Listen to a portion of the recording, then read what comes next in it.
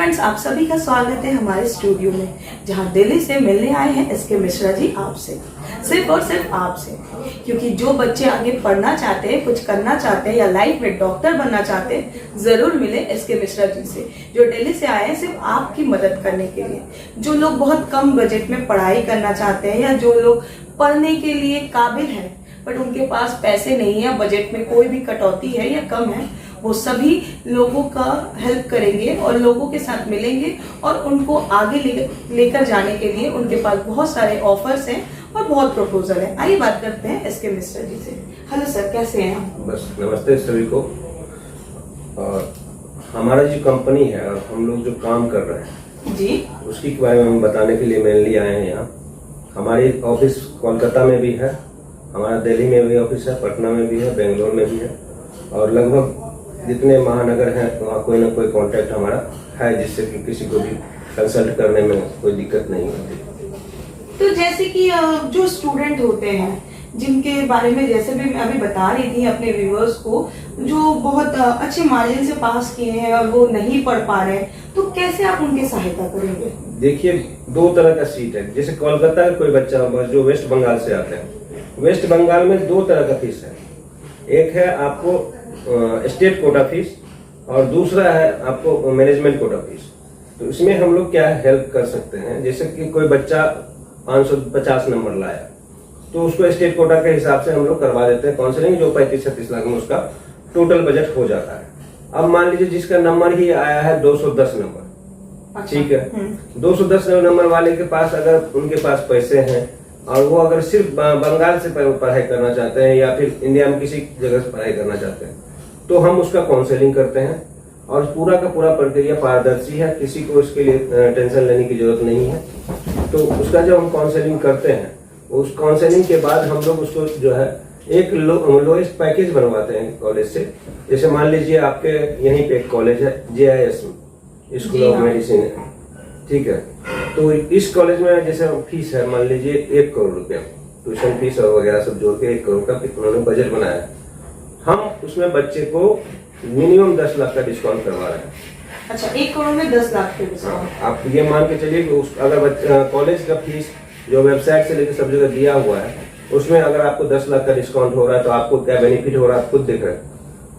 यही है उनको। तो ये 10 लाख आप कैसे बेनिफिट, मतलब कैसे डिस्काउंट? मैनेजमेंट से एक्चुअली हमारा क्या है ना कि हर साल लगभग सब कॉलेज में, वेस्ट बंगाल हो या जहाँ भी कॉलेज प्राइवेट का ये चल रहा है, उसमें हमारा जो है एडमिशन जाता है हर साल। जी हाँ। तो जब एडमिशन जा रहा है तो हमारा मैनेजमेंट के साथ अपना एक टच बनता है और जो बजट रहता है उससे वो लोग हमें 10 लाख कम में सीट ऑफर करते हैं।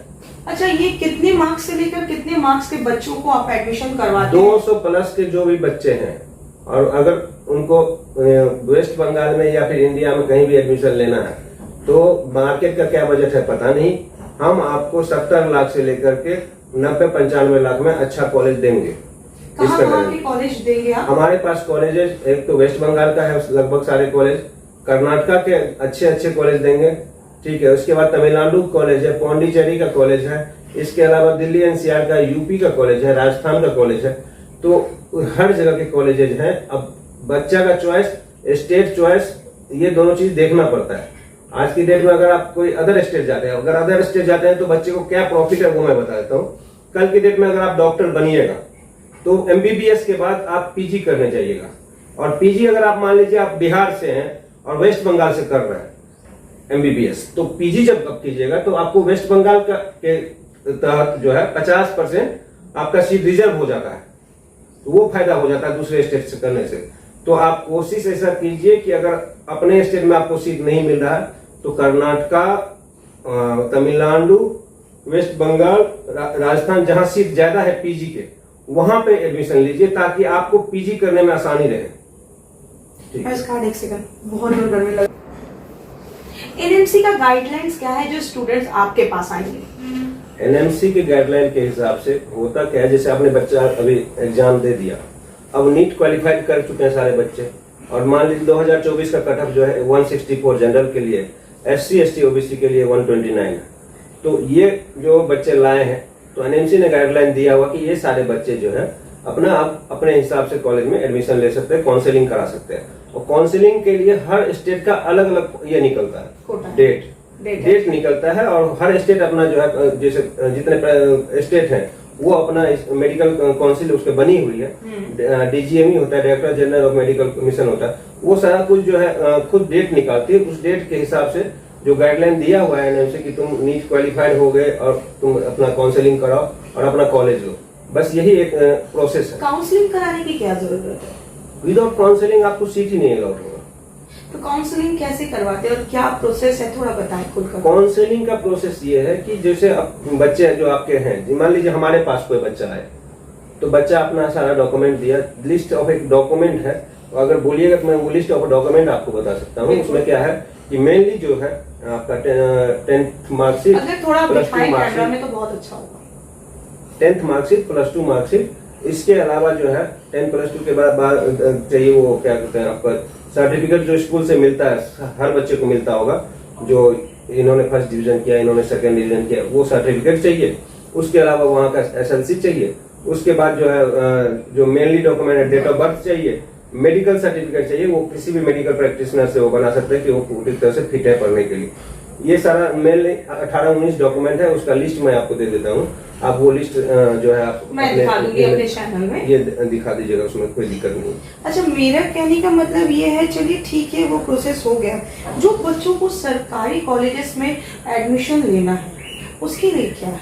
सरकारी कॉलेज के लिए इस साल का मिनिमम कट ऑफ है 620 नंबर का। जिस बच्चे का 620 से ऊपर नंबर जाएगा, और अगर तो उसी को लगभग सरकारी 620 ही हुआ तब क्या करें?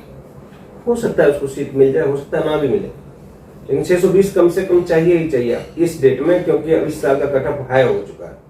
और एक मार्क्स पे 60 बच्चे, नंबर 1 पे 63 बच्चे चल रहे हैं, नंबर 2 पे तो आप देख रहे हैं कि किस तरह से हाई हो चुका है। और हम लोगों ने सुना है आप लोग सरकारी लोन भी जो बच्चे चाहते हैं उनके लिए वो भी सुविधाएं रखे हैं, लोन वगैरह करवाने की। लोन की सुविधा जो है 1-2 तरह से चल रही है। तो आप डायरेक्ट जो है बैंक से जाके लोन ले सकते हैं, एजुकेशन लोन जो चल रहा है। एक क्या है, हमारे यहाँ वेस्ट बंगाल में जो है तो स्टूडेंट क्रेडिट कार्ड के तहत लोन मिल जाता है, तो बच्चों को उसमें बहुत सुविधा हो जाती है, और रेट ऑफ इंटरेस्ट भी एकदम मिनिमम जा रहा है। तो जो बच्चे फॉरेन पढ़ना चाहते हैं इसको लेकर, हाँ, अगर किसी बच्चे को इंडिया में किसी कारण से एडमिशन नहीं मिल पाता, किसी भी कारण से नहीं मिल पाता है, और मान लीजिए बजट कम है, तो वो चाहे तो वहां जाकर आराम से पढ़ाई कर सकते हैं। और सुविधाएं मैं तो बोलूंगा कि इंडिया से कम नहीं है किसी भी अदर कंट्री में। और हम जो कॉलेज में जो उसमें हम लोग काम कर रहे हैं वो 1955 का जो है गवर्नमेंट कॉलेज है, प्राइवेट नहीं है, जिसका रैंकिंग जो है ऑल ओवर वर्ल्ड में 7,000 से 5,000 से 7,000 के बीच में फ्लक्चुएट करते रहता है। तो ये रैंकिंग है, और अपने एम्स का भी रैंकिंग लगभग यही है, 5,000 से 7,000 के बीच का।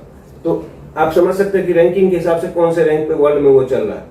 तो उस तरह का कॉलेज में अगर आप पढ़ाई कर रहे हैं और कम से कम 18-20 लाख के ट्यूशन फीस में 10 लाख के आसपास रहने खाने में खर्चा आता है, अगर 30 लाख के बजट में पढ़ के आ जा रहे हैं तो आपका पैसा बहुत सारा बच रहा है। अच्छा, आप लोग क्या, जैसे कि कोई पढ़ने जा रहा है उनके लिए रूम्स वगैरह ये सब? हमारा खुद का वहाँ हॉस्टल है।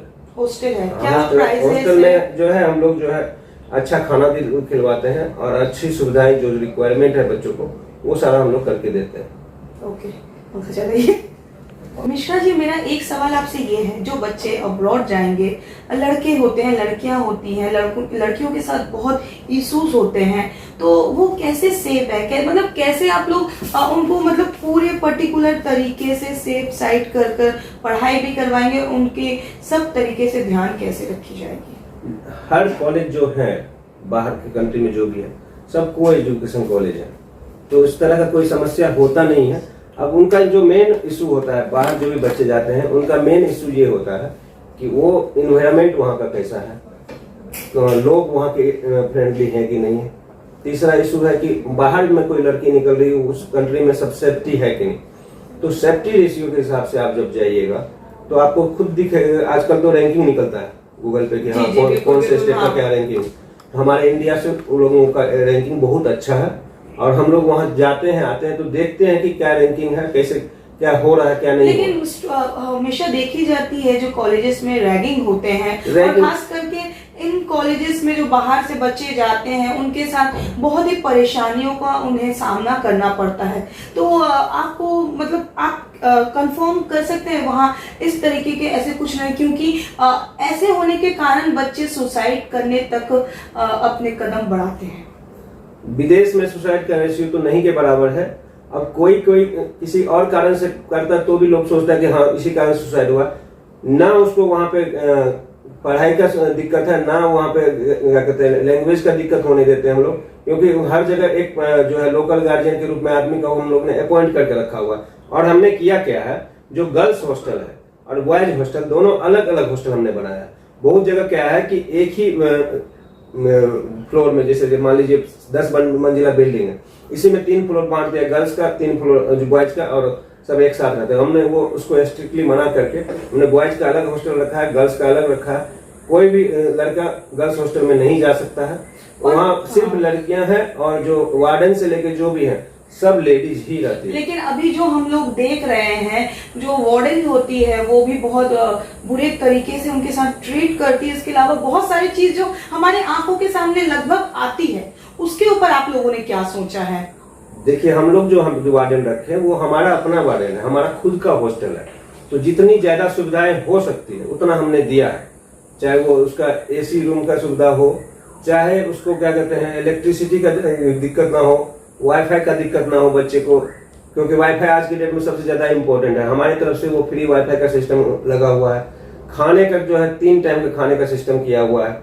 नाश्ता चाय कॉफी के लिए अलग से हमने स्नैक्स काउंटर बनवा दिया। अगर किसी को 2 टाइम के बाद 3 टाइम के बाद भी भूख लगता है तो वो वहां से खुद से परचेज करके ले सकता है। तो सारी सुविधाएं दी हुई है। उसके लिए उसको हॉस्टल कंपाउंड से बाहर नहीं जाना है, सारा कुछ उस कंपाउंड के अंदर ही है। हॉस्टल का जो हमने कंपाउंड बनाया वहाँ पर वो जैसे कि लोकल में है तो वहाँ पुलिस वगैरह की भी सुविधा होगी? हाँ, सब कुछ की सुविधा है। और वीकली नहीं लेकिन मंथ में एक बार पुलिस तो आती है हमारे यहाँ चेक करने के लिए कि कोई बच्चे को कोई दिक्कत तो नहीं है, कोई इस तरह का ये नहीं है।